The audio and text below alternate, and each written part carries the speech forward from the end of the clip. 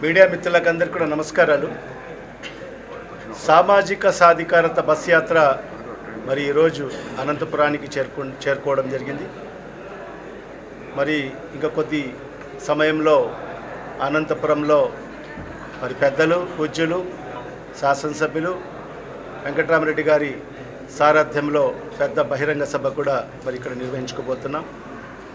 మరి సామాజిక సాధికారత మరి ఏదైతే ఈ భారతదేశానికి స్వతంత్రం వచ్చి 76 సంవత్సరాలు, ఈ 76 సంవత్సరాలలో ఈ సామాజిక సాధికారత అనేది ఒక నినాదంగా ఉన్న పరిస్థితి నుంచి మరి ఈరోజు ఈ రాష్ట్రంలో వైఎస్ఆర్ కాంగ్రెస్ పార్టీ ప్రభుత్వం ఏర్పాటైన తర్వాత మరి మన ప్రియతమ నాయకులు గౌరవనీయులు శ్రీ వైఎస్ జగన్మోహన్ రెడ్డి గారు ఈ రాష్ట్రానికి ముఖ్యమంత్రిగా బాధ్యతలు స్వీకరించిన నాటి నుంచి కూడా సామాజిక సాధికారత అనేది ఒక నినాదం కాదు, మా ప్రభుత్వం యొక్క విధానం అని చెప్పి చేసి చూపించిన నాయకుడు మన ముఖ్యమంత్రి శ్రీ వైఎస్ జగన్మోహన్ రెడ్డి గారు. గతంలో కేవలం సామాజిక సాధికారత అనేది మాటలకి మాత్రమే పరిమితమైన పరిస్థితి నుంచి మరి ఈరోజు ఈ ప్రభుత్వంలో మన ముఖ్యమంత్రి గారు శ్రీ వైఎస్ జగన్మోహన్ రెడ్డి గారు మరి చేసి చూపించడం జరిగింది. మరి అణగారిన వర్గాలు ఏదైతే బీసీ, ఎస్సీ, ఎస్టీ, మైనార్టీలు మరి ఈరోజు ఈ రాష్ట్రంలో 80% వాళ్ళు ఉండారు. మరి అలాంటి వాళ్ళు ఈ అణగారిన వర్గాలకు అన్ని రాజకీయ పార్టీలు కేవలం ఒక ఓటు బ్యాంకుగా మాత్రమే వినియోగించుకున్న పరిస్థితి నుంచి మరి ఈరోజు వాళ్ళందరూ కూడా ఒక ఓటు బ్యాంకుకే కాదు, వాళ్ళందరినీ కూడా ఏదైతే ముందుకు నడిపించాల్సిన అవసరం ఎంతైనా ఉందని చెప్పి ఈరోజు మన ముఖ్యమంత్రి గారు గుర్తించి మరి ఈరోజు వాళ్ళందరినీ కూడా ఈరోజు చేయి పట్టుకొని మరి ఈరోజు ముందుకు నడిపిస్తున్నారు.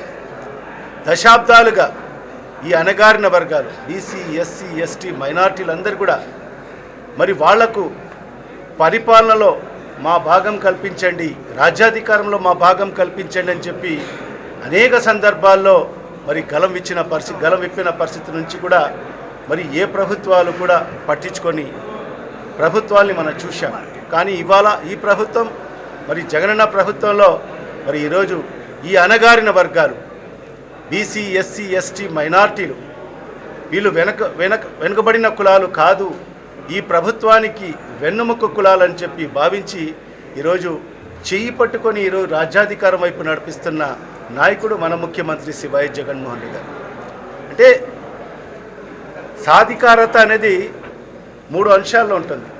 ఒకటి విద్యా సాధికారత, ఒకటి సామాజిక ఆర్థిక సాధికారత, ఒకటి రాజకీయ సాధికారత. ఈరోజు ఈ అణగారిన వర్గాలకు ఈరోజు విద్య లేని కారణంగా ఈ వర్గాలు వెనుకబాటుకు గురైన పరిస్థితి.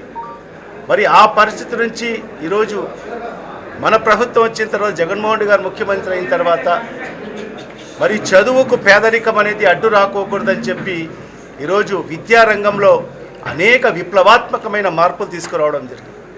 మరి ఈరోజు నాడు నేడు ద్వారా ఈరోజు ప్రభుత్వ పాఠశాలలన్నీ కూడా ఈరోజు కొన్ని వేల కోట్ల రూపాయలు వెచ్చించి మరి ఆ పాఠశాలలన్నీ కూడా రీవ్యాంప్ చేయడం జరిగింది. మరి అదే కాకుండా ప్రతి తల్లి మరి తన పిల్లల్ని స్కూలుకు పంపిస్తే మరి ఆ తల్లికి ప్రోత్సాహకరంగా ఈరోజు అమ్మఒడి పథకాన్ని ప్రవేశపెట్టి ప్రతి తల్లి అకౌంట్లో ఈరోజు 15,000 రూపాయలు ప్రతి ఏటా ఇస్తున్న ప్రభుత్వం కూడా ఈరోజు జగన్మోహన్ రెడ్డి గారి ప్రభుత్వం. మరి అదే కాకుండా జగనన్న విద్యా కానుక ద్వారా ఈరోజు విద్యార్థులకు అందరికీ కూడా ఈరోజు ఏదైతే నాణ్యమైన వాళ్లకు బట్టలు ఇచ్చి మరి షూస్, బెల్ట్, సాక్స్ మరి అదేవిధంగా క్వాలిటీతో కూడుకున్న ఈరోజు పుస్తకాలు, వర్క్ బుక్స్, డిక్షనరీ మరి ఇలాంటి చదువుకునే దానికి ఏ అవసరాలు ఉన్నాయో మరి అవన్నీ కూడా గుర్తించి మరి ఈరోజు వాళ్ళకు ఒక కిట్ రూపంలో మరి వాళ్ళకందరికీ కూడా అందిస్తున్న ప్రభుత్వం ఈరోజు జగన్మోహన్ రెడ్డి గారి ప్రభుత్వం. మరి అదే కాకుండా మధ్యాహ్న భోజనం పథకం కూడా ఈరోజు జగనన్న గోరు ముద్ద అని చెప్పి మరి గౌరవ ముఖ్యమంత్రి గారే స్వయంగా ప్రతిరోజు ఒక మెనూని మరి ఏర్పాటు చేసి వారానికి సరిపడ్డ మెనూని ఏర్పాటు చేసి మరి ఈరోజు పేద విద్యార్థులకు అందరికీ కూడా మరి అందించడం జరుగుతుంది. మరి ఇవన్నీ కూడా ఎందుకు ప్రవేశపెట్టారంటే ఖచ్చితంగా రాబో రోజుల్లో మరి ఏదైతే ఈ అణగారిన వర్గాలు విద్యకు దూరమైన ఈ వర్గాలు ఖచ్చితంగా రాబో రోజుల్లో మీరు వీళ్ళందరూ కూడా మరి విద్యలో ముందుకెళ్ళాలి, అందరితో సమానంగా ఉండాలి అనే ఆలోచనతోనే మరి ఈరోజు విద్యాపరంగా ఇన్ని ఏదైతే విప్లవాత్మకమైన మార్పులు తీసుకురావడం జరిగింది.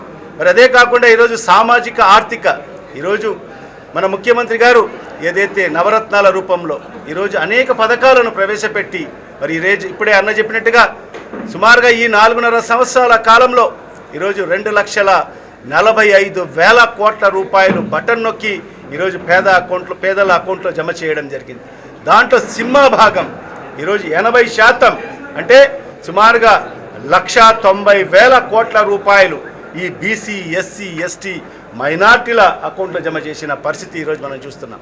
మరి దీని ద్వారా ఈరోజు వాళ్ళు సామాజికంగా ఆర్థికంగా అందరితో సమానంగా నిలిచేటట్టుగా ఈరోజు మన ముఖ్యమంత్రి గారు ఒక ప్రయత్నం అయితే ఈరోజు చేయడం జరిగింది. మరి అదే కాకుండా ఈరోజు రాజకీయ పరంగా ఏ సామాజిక వర్గం కూడా అభివృద్ధి సాధించాలంటే ఖచ్చితంగా చట్టసభల్లో మరి వాళ్ళు ఉండాల్సిన అవసరం ఉంది, వాళ్లకు వాటా ఇవ్వాల్సిన అవసరం ఉంది.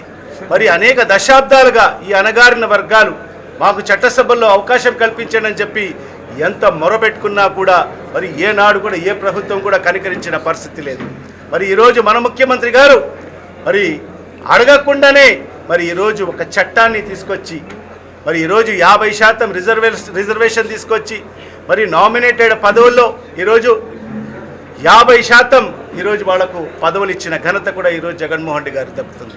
మరి అదేవిధంగా ఈరోజు తన మంత్రివర్గంలో ఒకసారి చూస్తే 25 మంది మంత్రులు ఉంటే 17 మంది ఈరోజు బీసీ, ఎస్సీ, ఎస్టీ మైనార్టీ సామాజిక వర్గానికి సంబంధించిన సుమారుగా 70% మంది ఈ సామాజిక వర్గాలకు సంబంధించిన వాళ్ళకు అవకాశం ఇవ్వడం జరిగింది.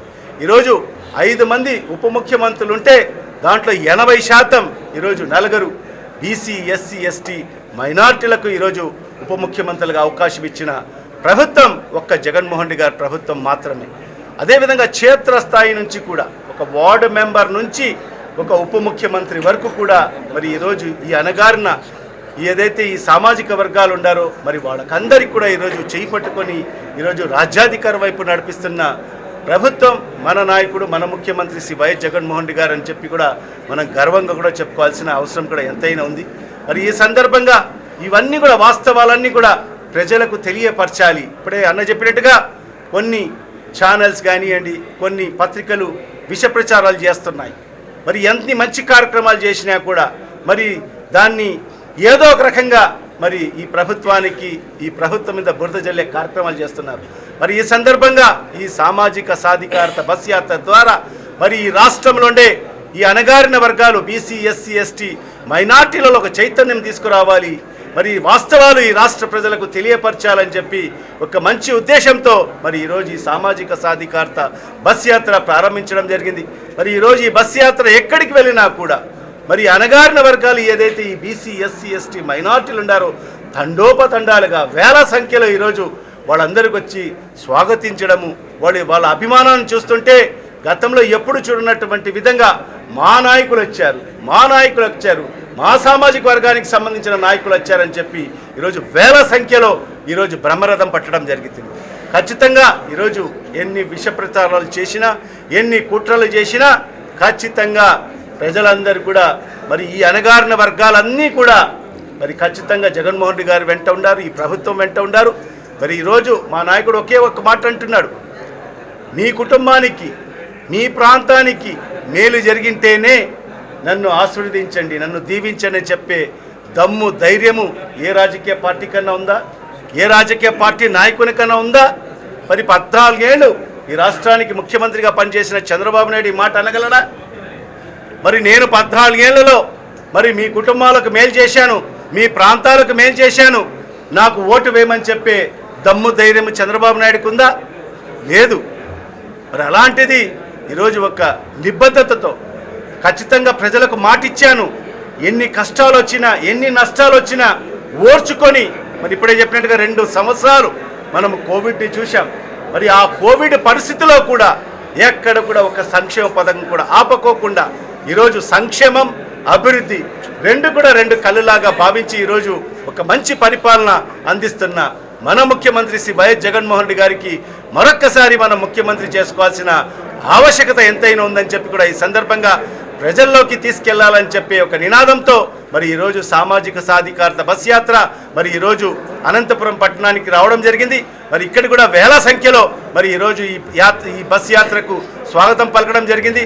మరి కొద్ది సమయంలోనే మరి ఈరోజు ఒక పెద్ద బహిరంగ సభ కూడా మరి గౌరవ శాసనసభ్యులు పెద్దలు మరి వెంకటరామరెడ్డి గారి ఆధ్వర్యంలో నిర్వహించుకోబోతున్నాం.